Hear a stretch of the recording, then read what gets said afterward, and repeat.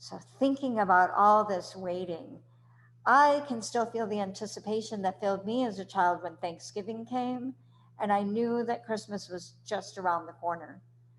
When we were expecting company, I would watch from our couch in the living room because it had a great view of the street, and I'd be able to see our guests arriving. I would spend the entire month of December, figuratively speaking, leaning over the back of the couch, trying to make the time go faster.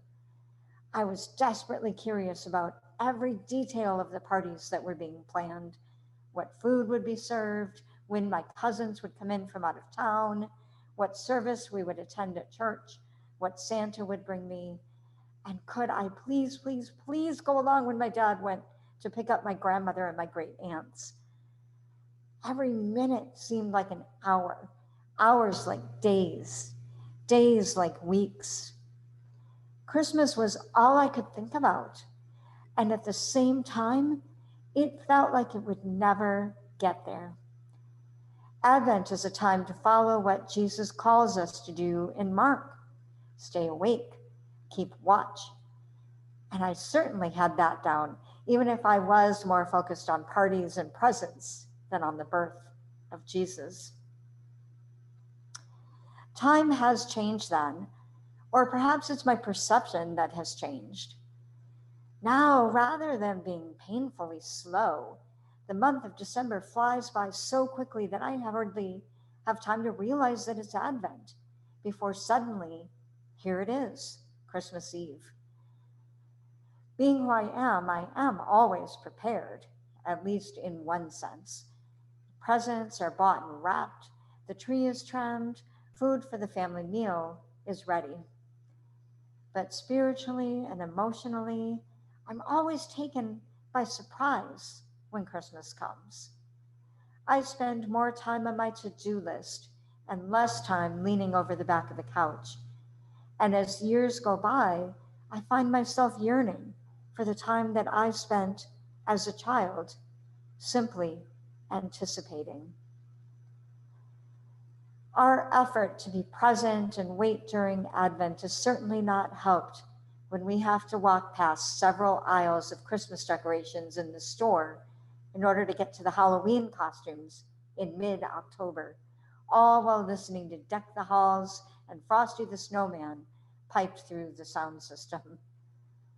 Everything around us seems to call us to a flurry of activity: buy, bake, order, send, and hurry up because time is running out. And of course, it is important to do the things necessary to get ready to welcome and celebrate with family and friends.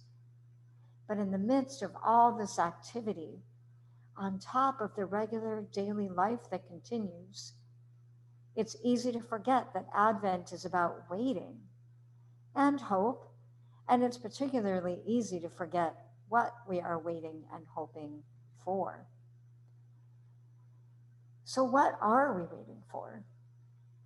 The obvious answer is that Advent is a season of waiting for Christmas, Jesus' birth. But it is so much more than the birth of a baby that we await. God, in all God's fullness, the God who, as Isaiah describes, makes the mountains quake, the God who Mark tells us had the power to make the sun dark and the stars fall, the God of all creation, came to live with us in the messiness of life in the person of Jesus. We remember not just the historical event of Jesus' birth, but the reality of God's presence and work in us and in the world, here and now. Advent is a time to remember that God is with us today, a time to live in hope. When we look at the world, it can sometimes be really challenging to have hope. All we need to do is turn on the news these days, and we know we live in a broken world. Every decision we make about work, school, worship, our social gatherings is impacted by the pandemic that is raging worse than ever. Like one of the kids said, "Are we done yet? Are we done?" Most of us are planning Christmas celebrations that will look quite different from what we're used to, and we already grieve that loss.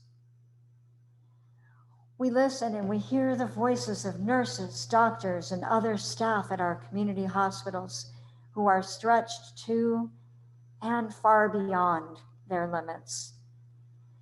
We hold in prayer those who are ill and struggling for breath, and family members of people who are ill and those who have died. Our communities are in pain as racial injustice, poverty, and violence are on the rise. And we are in the midst of political turmoil that seems to impact so many things and make many of our relationships more complicated than ever. And for those who have experienced losses in the last year, those who have lost loved ones or relationships, or who have moved from beloved homes filled with memories, or who are living with the realities of unemployment or illness. Advent and Christmas carry the pain and grief of knowing that this year will not be like the ones before. And perhaps no Christmas will ever be the same.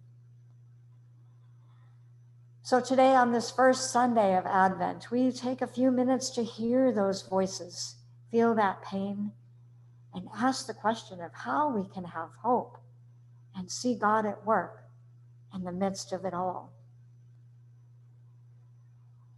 We can take comfort in the midst of this brokenness, knowing that the pain of this world is not new.